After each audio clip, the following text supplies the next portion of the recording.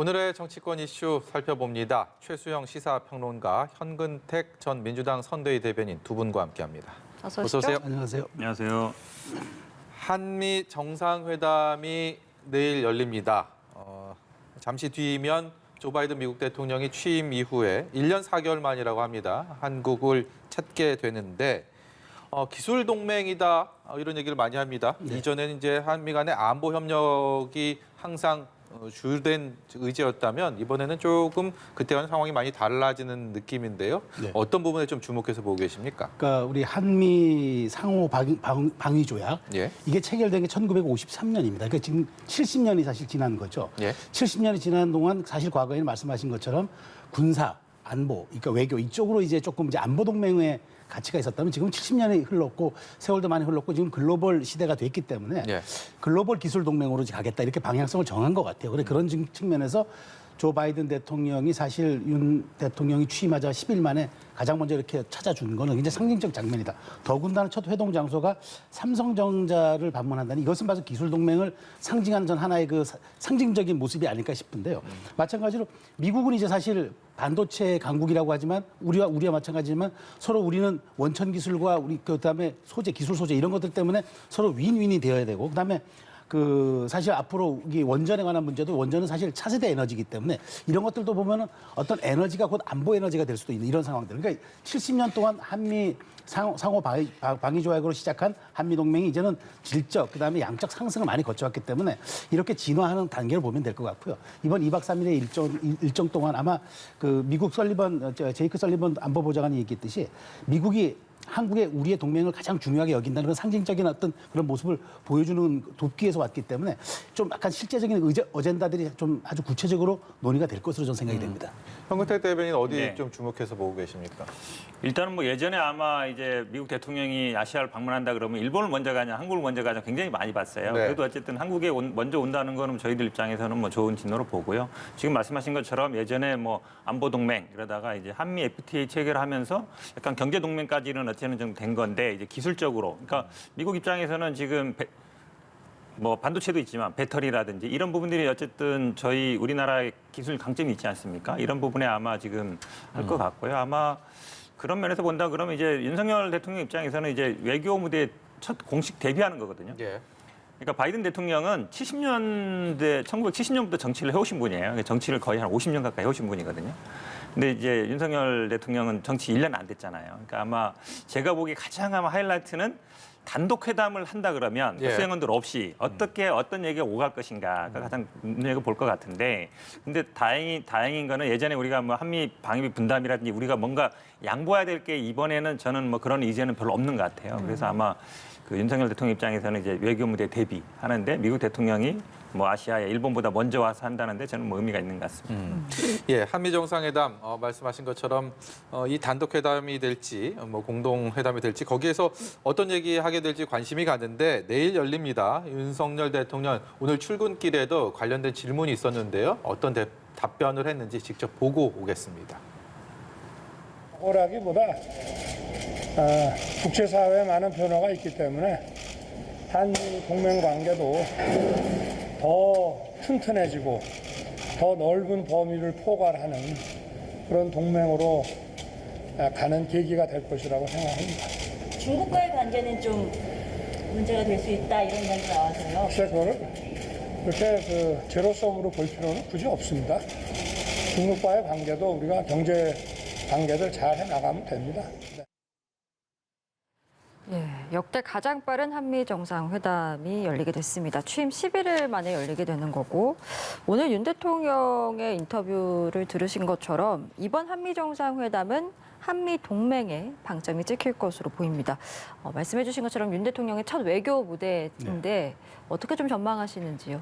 그러니까 저는 사실 두 분이 이제 좀 그 공유되는 지점이 많다고 봅니다. 그러니까 기본적으로 두 분이 법률가 출신이라는 점은 뭐 똑같은데 바이든 대통령은 사실 굉장히 노련한 아웃복싱을 구사하는 일종의 실용 외교를 오래 해오신 분이고 미국 상하원을 상원에서도 이제 외교안보 위원장을 맡으신 분이었기 때문에 상당히 노련하신 분인데 그 윤 대통령은 조금 약간 우리가 잘 알다시피 좀 인파이터이고 직설적인 화법을 구사하고 있지 않습니까? 그럼에도 불구하고 저는 두 분의 외교 스타일이 비슷하기 때문에 왜냐하면 바이든 대통령은 취임하자마자 미국의 귀환이라는 슬로건을 걸었고 그다음에 윤 대통령께서는 대선 때부터 계속 끊임없이 강조해둔 부분이 바로 동맹의 복원이었습니다. 이 두 가지가 같이 하지 않습니까? 그러면 우리가 구동존이라는 사자성어 있지 않습니까? 서로가 약간 입장은 달리하지만 공동의 이익을 추구한다. 그런 측면에서 놓고 본다면 두 분의 이제 여러 가지 지금 스타일은 좀 상이하지만 앞으로 향후 바이든 대통령이 재선을 한다 그러면 더 가겠지만 최소 2년 6개월 함께 이제 그 한미 동맹을 논의하시게 될 텐데 그런 측면에서 이번이 굉장히 큰 시금석이 될 것이다라고 보는데 저는 어쨌든 지금 바이든 대통령이 11월 달에 지금 중간 선거가 남아 있거든요. 중간 선거를 해야 되거든요. 예. 그렇기 때문에 뭔가 여기서 조금 큰 퍼포먼스는 아니지만 성과를 좀 내야 되는 그런 좀 그 현실에 봉착해 있는 것도 사실이고 윤 대통령께서는 지금 국민들에게 조금 말하자면은 외교의 아마추어가 아닐까라는 그런 것들을 좀 불식시켜야 되기 때문에 사실 이제 이제 아마 배석자 없이 양자 회담이 있을 것으로 저는 이제 언론 보도를 봤는데 사실 그 의제의 99%는 다 친밀히 사전에 조율돼 가지고 마지막에 발표하지만 나머지 한 1% 그러니까 말하자면 리더들의 그 전략적 선택이 담긴 그런 여러 예민한 사안들에 대해서는 결단력이 필요한데 네. 저는 오히려 이 두 분의 스타일상 그런 것들이 좀 약간 꼬인 것들이 있다 그러면 그것을 단칼에 풀어낼 수도 있는 그런 리더십이 되기 때문에 조금 두 분의 케미를 좀 기대해도 되지 않을까라는 생각이 듭니다. 바이든 대통령 방한 소식 유심히 보신 분들은 느끼셨을 테지만 IPEF, 인도태평양 경제 프레임워크라는 말이 많이 나오고 있습니다. 어떤 내용입니까? 이번에 정상회담에 많이 그렇죠. 부각이 되고 있는데요. 그러니까 이제 아시아를 이제 경제 동맹으로 하겠다는 거죠. 그래서 이제 인도 태평양 경제 프레임. 그래서 이제 IPEC 이제 IPEF라고 이제 예. 얘기를 하는데 그 사실 이 문제가 우리 한국이 앞으로 여기에 참여하느냐 안 하느냐 대단히 중요합니다. 그러니까 얼핏 보면 이것이 이제 대중견제용으로 보여지는 그런 것들로 그러니까 읽혀질 수 있겠으나 제가 보기엔 대중견제용보다는 미국이 이제 향후 아시아에 이제 패권적 지위도 갖기도 하겠지만 아시아와 함께 이제 전략적 동맹을 가지고 이제 해보겠다는 그런 의사인데 이게 사실 경제 동맹이에요. 그러니까 말하자면 이제는 과거에는 안보가 어떤 린치핀 그 어떤 핵심 축의 역할을 했다 그러면 이제는 기술과 경제가 린치핀의 역할을 하기 때문에 이런 것들을 이제 아시아에서 하는데 대한민국이 여기에 어떤 형태로든 참여하느냐, 어떤 논의의 폭에 우리가 수용되느냐 이런 점들이 이번 회담에서 굉장히 중요한 의제가 될 것 같습니다. 또 한 가지요. 문재인 전 대통령이 퇴임 이후에 첫 번째 공식 행보가 아마도 이번 바이든 대통령과의 만남이 아닐까라는 얘기가 얼마 전까지 있었는데 네. 이것이 백지화됐다라는 소식까지 전해졌습니다. 이 과정들은 어떻게 보고 계십니까? 뭐 자세한 내용은 알 수가 없죠. 저희들도 뭐 언론 통해서 알 수가 없는데 사실은 이제 전직 대통령 만나는 것 자체가 약간 이례적이죠. 저희 그런 얘기가 없었거든요. 근데 아마 바이든 대통령 측에서 먼저 요청했다 그러면 이제 북한과의 관계의 문제였을 것 같습니다. 왜냐하면 아무래도 문재인 대통령은 김정은 위원장과 회담을 몇 번 했기 때문에 스타일이라든지 아니면 접근법을 알 거란 말이죠. 이런 아마 조언을 얻거나 아니면 역할을 기대했을 것 같은데 지금 북한에서 나오는 걸 보면 뭐 ICM 발사할 수도 있다, 핵실험도 준비가 마쳤다는 얘기가 나온다 그러면 뭐 특사익이라든지 아니면 대화 국면은 아니거든요. 약간 갈등 국면이기 때문에 아마 좀 뭐 직접 만나는 게 지금으로서는 좀 어쨌든 필요성이 좀 덜하지 않은가 이런 것 같고요. 지금 앞에서 말씀한 부분이 저는 물론 지금 이게 뭐 대중국 견제용은 아니라고 하고 있지만 이제 중국은 그렇게 봐들이고 있거든요. 예. 그러니까 사실은 윤석열 대통령도 선거 과정에 뭐 사드 추가 배치라든지 아니면 쿼드 가입이라든지 이런 걸 굉장히 강조해서 중국이 아마 굉장히 유심히 보고 있을 거예요. 어떻게 할지. 근데 지금 이제 IPEF 이거 어려워 단어가 어려운데 사실 이제 공급망에 대한 거거든요. 그러니까 중국 중심의 이제 R7 저희들도 우리도 가입해 있지 않습니까? 그러니까 저는 오히려 양쪽에 다 가입해도 괜찮다 그렇게 봅니다. 왜냐하면 중국도 나름대로 이제 경제 질서를 만드는 것이고 미국도 나름대로 경제 질서를 만들지만 우리가 뭐 안보라든지 뭐 정치적인 거라든지 외교는 미국에 의존하고 있지만 또 경제 교역 1위는 중국이지 않습니까? 그래서 그 사이에서 그러니까 뭐 양자택일 이런 관계는 아니다. 그래서 아마 이 정도는 제가 보기에 봐드릴 것 같은데. 그러니까 사드 추가 배치라든지 아니면 쿼드 가입 그 다음에 사드 추가 배치일 것 같은데 쿼드 가입 정도는 조금 신중할 필요가 있지 않은가. 왜냐하면 중국 입장에서는 쿼드는 이제 군사적인 거거든요. 그러니까 경제적인 어떤 동맹체라든지 아니면 공급망까지는 모르겠지만 군사적으로 묶이는 것까지는 아마 조금 더 나가는 게 아닌가 생각할 수 있어서 그 사이에서 아마 윤석열 대통령이 고민을 좀 할 것 같습니다. 네. 바이든 대통령의 2박 3일 일정을 좀 살펴보면 눈에 띄는 대목이 오산 공군기지를 방문한다는 점입니다. 역대 미국 대통령들은 좀 관례적으로 DMZ를 방문했었잖아요. 근데 이번엔 DMZ가 아니라 오산 공군기지를 택했거든요. 거기엔 또 어떤 의미가 있다라고 보십니까? 제가 나름대로 분석해 본다면 바이든 외교의 실용적 측면이 아닌가 싶어요. 그러니까 굳이 북한을 자극해야 되겠느냐. 이제 이런 지금 상황에서 오히려 지금 뭐 그런 퍼포먼스보다는 오히려 이제 이번에 안정감 있는 한미 첫 정상회담에서 실리를 좀 추구하고 그다음에 내용적인 측면을 부각하는 게 낫지 오히려 그렇게 그림으로 어떤 사진으로 보여지는 그런 것들이 굳이 큰 도움이 되겠나. 그리고 이제 윤 대통령께서 어쨌든 지금 보수 정권이 다시 이제 집권했기 때문에 여러 가지 대북 메시지가 어떤 식으로든 한미 양측이 좀 조율된 다음에 나가는 게 맞지. 미국이 먼저 이렇게 퍼포먼스적으로 보이는 거는 조금 좀 나간 것이 아닌가라는 판단을 한 게 아닌가 싶어요. 네. 그렇기 때문에 오히려 그런 것보다는 삼성전자라든가 그다음에 이런 쪽을 통해서 기술 동맹에 방점을 찍고 이번은 외교 안보도 안보지만 중요한 건 포괄적 기술 동맹의 글로벌 공급망 구축에 대한 어떤 그런 합의 이런 점들을 좀 더 부각시키고자 하는 백악관 측의 어떤 요청이 아니었겠나 저는 그렇게 생각합니다. 예, 알겠습니다. 다른 얘기 좀 해보겠습니다. 취임 2주차를 맞은 윤석열 대통령, 대통령실도 그렇고요, 국민들도 그렇고 대통령의 국정수행평가, 쉽게 말해서 지지율이 얼마나 될지 그야말로 눈길이 가지 않을 수가 없는데 갤럽에서 오늘 관련된 여론조사 결과가 나와서요. 일단은 보시는 것처럼 50%는 넘었습니다. 긍정적인 평가가. 그리고 추이를 봤을 때 한 주 전과 비교해서 조금 떨어지긴 했습니다. 윤석열 대통령이 워낙 당선인 신분부터 이 직무수행 평가와 대한 기대감 그리고 직무수행 평가에 대해서 역대 전 대통령에 비해서 이렇게 후한 평가나 출발을 하지 못했기 때문에 이 추이가 더더욱 관심이 가는데 현근택 대변인께서 지금 저 표가 의미하는 여론의 상징성, 의미 무엇이라고 생각하십니까? 뭐 일단 지금 말씀하신 것처럼 여대 대통령보다 낮은 거죠. 여대 대통령들 아마 취임 초 뭐 70%, 80도 중반까지 갔으니까 낮은 건 맞고요. 그나마 제가 보기에는 이게 50%라도 좀 넘는 게 다행이다. 그래도 과반 정도라도 지지를 받는 게 나은데 이게 또 취임 초에는 이렇게 점점 올라가게 마련인데 지금 약간 또 떨어지는 국면이 있거든요. 지금 네. 어쩌면 뭐 부정평가가 떨어지고 있습니다만 사실은 부정평가가 떨어지면 긍정평가가 올라가야 되는데 둘 다 떨어지는 건 좀 이례적인 거거든요. 그렇게 보는데 뭐 원인은 다 나오지 않았습니까? 대부분 뭐 청와대 집무실 이전이라든지 인사 문제 나왔는데 그 이후에 결국은 최근에 이제 아마 인사라든지 아니면 야당과의 대립 같은 면에서 뭐 협치라든지 포용적이라든지 이런 건 제가 보기에 못 보여주는 게 같습니다. 아마 한동훈 장관이 어쨌든 지금 계속 발언이라든지 이런 걸 보면 결국은 야당과 계속 대립하고 협치보다는 좀 대결 국면으로 가지 않겠냐. 물론 선거를 앞두고 있으니까 그런 것도 있지만 이건 단순히 선거 문제가 아니라 검찰총장 출신이고 검사 출신이고 그러니까 검사 출신들이 정치를 하면서 결국은 이런 대결 국면으로 가고 있다. 저는 아마 그런 판단들을 좀 하고 있다고 봅니다. 그러니까 결국 정치라는 거는 대화, 타협, 협상이거든요. 그런 쪽으로 빨리 좀 방향을 전환하시라 이렇게 말씀드리고 싶습니다. 통상 대형 외교 이벤트를 마치고 나면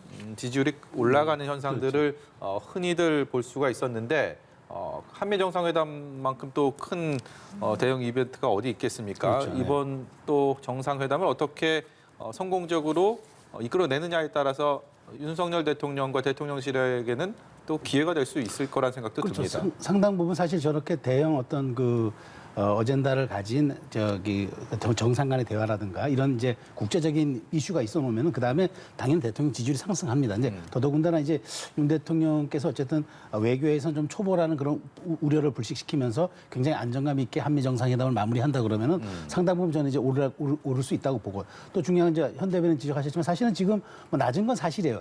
역대 대통령이 되면 그럼에도 불구하고 제가 51%가 하는 한미가 작지가 않다고 보는 게 오늘 이제 긍정적으로 51%를 평가한 것의 세부 내용을 들어보면은 약 30%가 넘는 그 분야들이 그렇습니다. 소통이 8%가 나왔고 공약 실천이 7%, 그다음에 통합 포용이 7%, 결단력, 추진력, 뚝심이 7%, 그다음에 5.18 기념식 잘 가셨다가 또 조금 수치가 반영된 것 같아요. 30%가 훨씬 넘는 이 분야가 이런 쪽으로 형성이 됐다 그러면 앞으로 국정을 어떻게 운용해야 되는지 방향성을 저는 이 갤럽의 여론조사에 세부 항목이 줬다고 보기 때문에 윤 대통령께서 이번 한미 정상회담을 잘 마무리하고 그다음에 지방선거가 끝난 이후에 동력을 가지고 가지고 이번에 평가되었던 어떤 긍정 요인들을 조금 더 거기다 속도감 있게 붙인다면은 저는 상승폭이 좀 더 클 거라고 보고 그것을 가지고 결국 대통령은 지지율만큼 일을 하는 거기 때문에 예. 좀 국민 통합과 화합에 방점을 찍으면서 국정 동력을 이끌어간다면 상당히 좀 그래도 안정감 있는 그런 좀 수치가 나오지 않을까 생각합니다. 예. 상승할 수 있는 여지가 있다라는 말씀이시고 더불어서 같은 조사기관에서 정당 지지도와 관련된 여론 결과도 발표를 했습니다. 그 결과도 같이 보시면 지금 국민의힘이 43%, 민주당이 29%를 기록을 했습니다. 민주당의 지지율이 좀 눈에 띄는 게 지금 20%를 기록한 것이 6개월 만이거든요. 선거를 앞두고 조금 뼈아픈 대목이 아닐까라는 그렇죠. 생각이 드는데. 굉장히 안 좋은 신호입니다. 사실은 선거 국면에서는 특히 지방선거 같은 경우에는 정당으로 가는 경우 굉장히 많습니다. 왜냐하면 뭐 시의원, 도의원, 교육감은 아니고요. 어쨌든 굉장히 많기 때문에 대부분 정당 보고 찍거든요. 그러니까 광역자치단체장이나 기초단체장 정도는 이제 인물을 보고 찍지만 대부분 정당 보고 찍는데 정당 지지율이 지금 선거를 앞두고 이렇게 격차가 벌어진다. 굉장히 네. 안 좋은 신호인데 또 한 가지 좀 의미 있는 거는 사실은 국민의힘도 좀 떨어졌는데 예. 이제 민주당도 떨어지고 있거든요. 똑같이 떨어지는 것도 좀 이례적입니다. 그만큼 어찌 보면 무당층이 늘어난다는 예. 얘기고 이 선거 앞두고는 오히려 대부분 무당층이 줄어듭니다. 예. 선거 앞두고는 대부분 이제 지지층이 결집하게 돼 있는데 그만큼 어찌 보면 현재 이 지방선거가 국민들의 관심을 제가 많이 못 끌고 있는 게 아닌가라고 보고 그런 면에서 본다면 저희 당 민주당 입장에서도 지지층을 일단 끌어모으는 게 우선이다. 그러니까 이재명 후보에게 투표했던 사람들이 일단 투표장에 나오게 하고 그리고 그 다음에 그분들이 이제 결국은 지지를 받는 게 우선이다라는 정책을 갖고 선거 전략을 추진하고 있는데 예. 그래도 그게 좀 맞지 않은가 이렇게 보고 있습니다. 그러니까 사실은 뭐 대통령 임기 초반에 정당 지지율이 뭐 야당이 높기는 어렵고요. 어느 정도 줄이느냐 이 문제인 것 같고 결국은 아마 선거 막판에 가면 그래도 좀 지지율이 붙지 않겠냐 저희들은 그렇게 기대하고 있습니다. 예. 저도 이제 민주당에서 짧게 말씀을 드리면 이제 사실 뭐 위기라고 진단하셨는데 제가 좀 높게 보는 거는 30%가 붕괴됐다는 거예요. 그러니까 지난해 11월 이후 처음이고 네. 사실 5월 첫째 주 갤럽 여론조사 41% 찍었는데 네. 열흘 만에 30%대가 붕괴됐다는 거는 이거는 중도층이 이반했다는 겁니다. 그러니까 그렇기 때문에 민주당으로서 굉장히 중요한 신호인데 여기서 저는 뭘 봐야 되냐면 과연 이 총리 인준, 그러니까 왜 이렇게 급속하게 이렇게 하락폭이 있었느냐? 저는 물론 성스캔들도 있었겠지만 총리 인준에 그다음에 이런 부분들이 국민들이 혹시 발목 잡기로 이렇게 보는 건 아닌가 하는 그런 네. 우려가 있기 때문에 사실 이번 지금 총리 인준을 앞두고 지금 민주당의 스탠스가 어떠해야 되는지 참 딜레마가 있는 지점이 분명해 보이는 사실 여론조사 결과라고 좀 말씀드리겠습니다. 예, 알겠습니다. 자, 이런 가운데요. 잠시 후에 한덕수 국무총리 후보자 인준안 표결을 위한 본회의가 열립니다. 먼저 민주당의 목소리를 듣고 계속해서 관련 내용들 이어가도록 하겠습니다. 국민이 낙마시킨 정호영 보건복지부 장관 후보자를 민주당이 한덕수 총리 후보자의 인준을 해주면 그 후에 사퇴시키겠다는 의미 없는 거래와 흥정을 거론하고 있습니다. 우리는 대화 타협을 거부한 윤석열 정부와 국민의힘의 행태를 묵과할 수 없으며 그 정책 책임을 무겁게 묻지 않을 수 없습니다. 오늘 국회 본회의 전에 민주당 의원총회를 열어 그 결론을 내리겠습니다. 네, 박홍근 원내대표의 말처럼 오후 2시부터 민주당 의원들이 모두 모여서 의원총회를 통해서 한덕수 총리 후보자 인준 표결에 어떻게 임할 것인가 지금도 머리를 맞대고 있습니다. 치열한 토론이 비공개로 진행이 되고 있는데 4시에 국회 본회의가 네네. 예정되어 있는 상황인데 이제 한 12분 정도 남았습니다만 아직도 의원총회가 끝나지 않았습니다. 그만큼 뭔가 중지를 모으기가 현재 어려운 난상 토론이 이어지고 있는 게 아닌가 미로 짐작할 수가 있는 상황입니다. 뭐 저도 그렇게 봅니다. 지금 어쨌든 여론의 추세를 보고 있을 거고요. 그러니까 아마 선거를 앞두고 있지 않다면 당연히 제가 보기에 부결적으로 갈 것 같습니다. 예. 왜냐하면 뭐 한동훈 장관도 임명했고 지금 뭐 정호영 장관도 임명 처리 안 하고 있거든요. 그리고 한덕수 후보 같은 경우도 사실은 뭐 여론조사 따라 다릅니다만, 그러니까 통과시켜야 되냐 말하냐 했을 때는 굉장히 많지만 적절하냐 부적절하냐 했을 때 또 부적절하다는 여론이 많았거든요. 예. 그러니까 그렇게 본다 그러면 그렇게 고민할 사항은 아닌데 지금 이제 지지율도 떨어지고 약간 선거를 앞두고 있어 고민이지만 저 개인적으로는 일단 자율투표 맡기는 건 옳지 않다고 봅니다. 정당이라면 어느 정도 책임을 져야 되는 거기 때문에 부결이든 가결이든 결정하는 게 맞다고 보고 그다음에 사실은 이게 선거를 앞두고서 정치적인 유불리에 따라서 판단 달리할 수 있냐 저는 그렇게 보지는 않습니다. 그래서 만약에 자체적으로 판단해서 부결이다 그러면 부결적으로 가는 게 맞는데 지금 이제 선거를 뛰고 있는 이제 이재명 후보라든지 송영길 후보 이런 분들은 약간 긍정적인 신호를 보내주고 있지 않습니까? 예. 이런 부분에 이제 고민이 될 것 같지만 제가 보기에는 당론으로 부결적으로 갈 가능성이 그래도 높지 않은가. 개인적으로는 이제 그렇게 판단을 하고 있습니다. 제가 오늘 오전에 민주당 의원 몇몇 분이랑 이렇게 통화를 해서 얘기를 들어보니까 하나같이 당위성과 현실성을 얘기를 했습니다. 네. 그 사이 어디선가 지금 굉장히 고민하고 있다라는 얘기를 하는데 이 당위성이라 함은 말씀하신 것처럼 부결을 해야 된다라는 거고 네. 현실성은 이 선거. 부결의 후폭풍이 어떻게 이어질지 네네. 이 부분을 의미하는 것 같은데요. 결국 어떤 선택하게 될까요?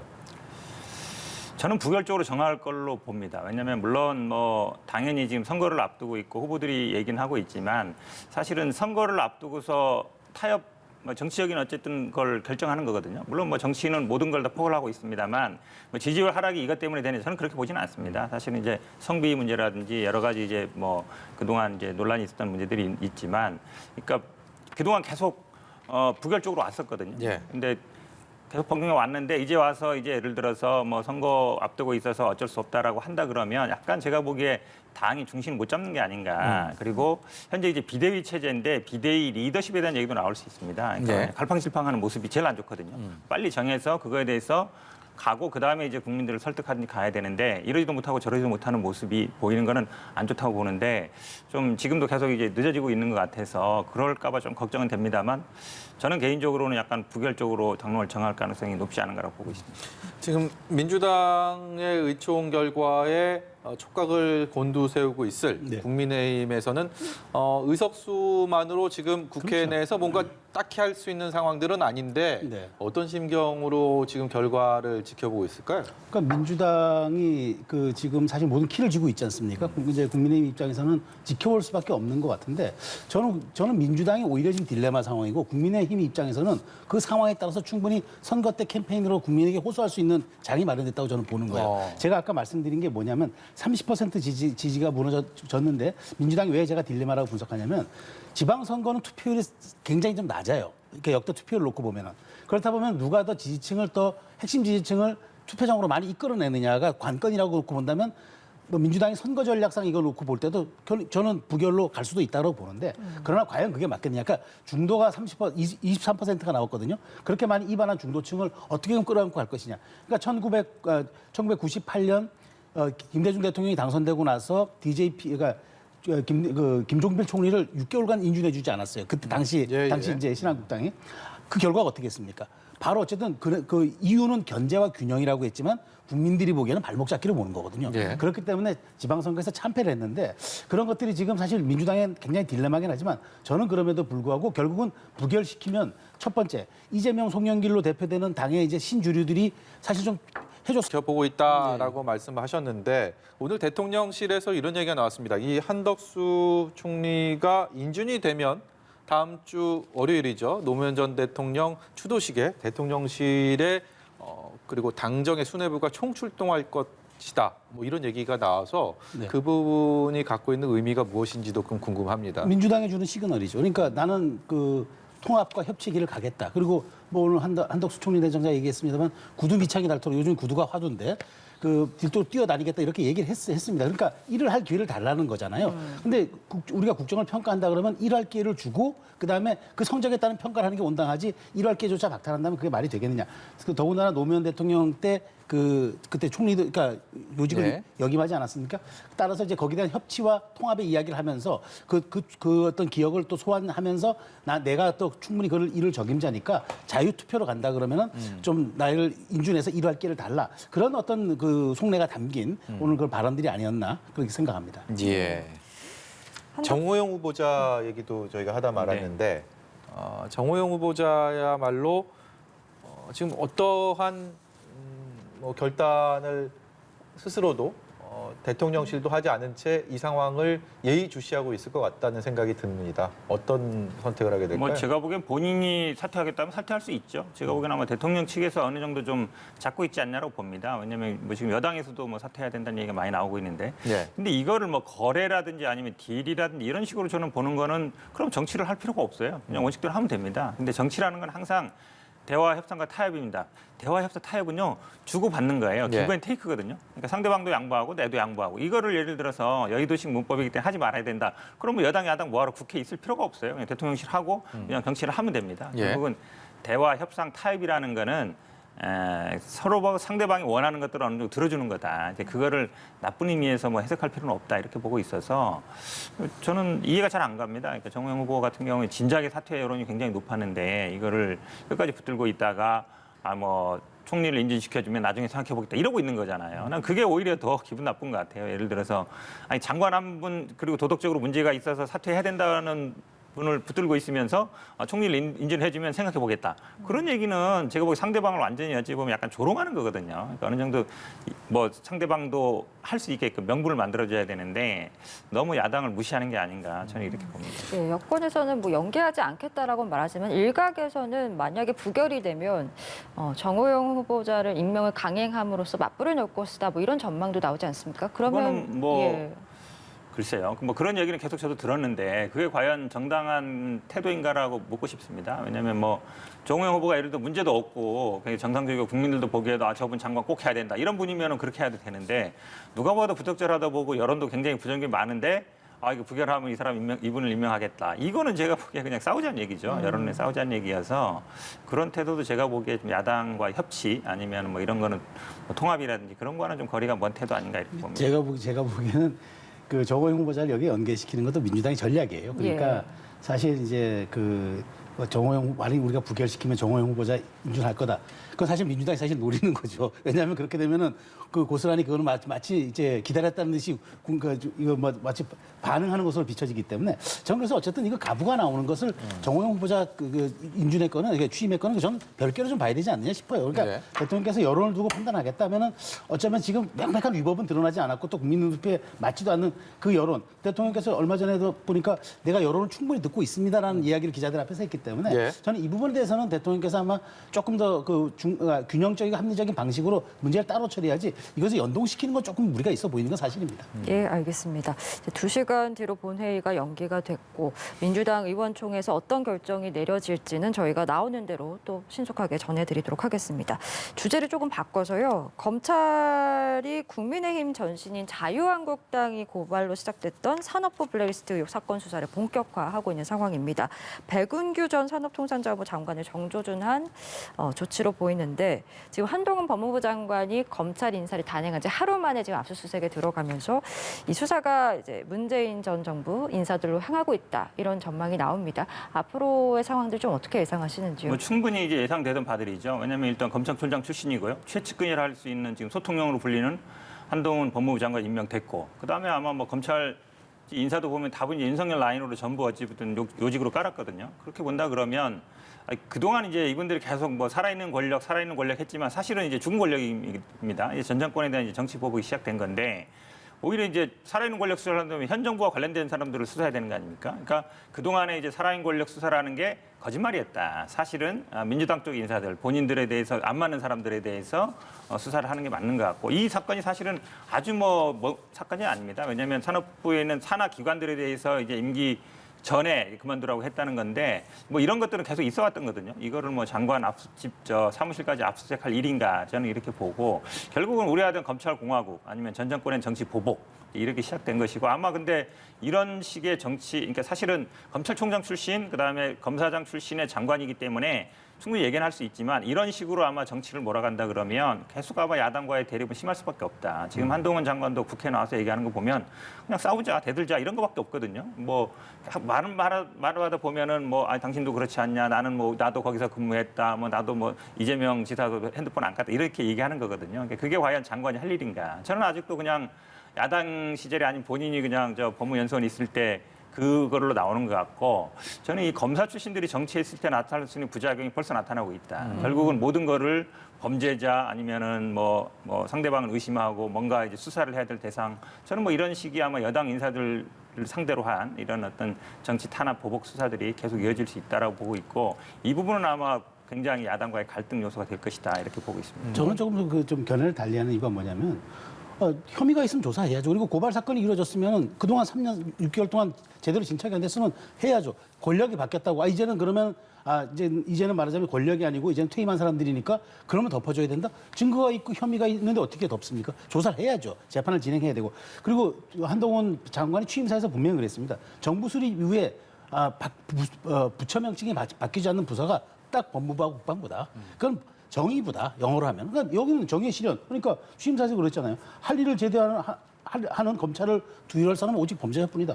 그러면 일단 재판이 진행 중이고 수사가 부실했으면 그것을 추가로 조사하는 게 맞지. 다만 시기적으로 바로 인사한 다음 날, 검찰이 인사한 다음 날에 하니까 민주당에서 그런 정치보복 프레임을 꺼낼 수 있겠습니다만 혐의가 있으면 조사하는 거고 재판이 지지부진하면 당연히 이 동력을 놓는 게 그건 법무부의 책무 아니겠습니까? 전 그런 식으로 바라보는 것 맞다. 그렇게 말씀드리고 싶습니다. 반박 안 할 수 없는데요. 항상 이렇게 얘기합니다. 검찰인분들은 뭐 저희 지은 게 있으니까 수사하는 거 아니냐. 근데 항상 수사에는 형평성이 중요합니다. 그러니까 왜 우리 편만 수사하고 상대를 수사 안 했냐 이 문제거든요. 그러니까 김건희 여사 사건도 마찬가지입니다. 계속 말을 안 하잖아요. 뭐 수사 여러 방법이 있습니다. 한마디로 얘기하면 그냥 소환 안 하고 그냥 서면 조사하든지 해서 무혐의 처리하겠다라고 의사를 밝히는 거거든요. 근데 사실은 그동안에 수사가 안 돼 왔던 부분이에요. 마찬가지입니다. 그럼 예를 들어 장모 사건이라든지 윤석열 대통령에 대한 사건들도 많았습니다. 마찬가지예요. 그러니까 지금 말씀하신 것처럼 죄 있으니까 처벌받아야지. 그 얘기는요. 모든 분에 똑같이 적용되면 아무 문제 없어요. 근데 네. 그 기준이 누구한테는 적용이 되고 누구한테 적용이 안 된다는 것이죠. 그렇기 때문에 문제라는 것입니다. 아니 법 앞에 평등은 해야죠. 근데 3년 6개월 전의 사건이 지금도 진행 중이라면 속도를 네. 붙이는 건 당연한 거죠. 그러니까 거기에 대해서 정치보복 프레임을 붙이는 건 저는 오히려 그것이 좀 약간 말하자면 오히려 그 왜곡된 프레임을 제공할 수 있다라는 말씀 드리는 겁니다. 예, 알겠습니다. 저희 오늘 두 분 말씀은 여기까지 듣도록 하겠습니다. 최수영 시사평론가, 현근택 전 민주당 선대위 대변인과 함께했습니다. 오늘 말씀 고맙습니다. 고맙습니다.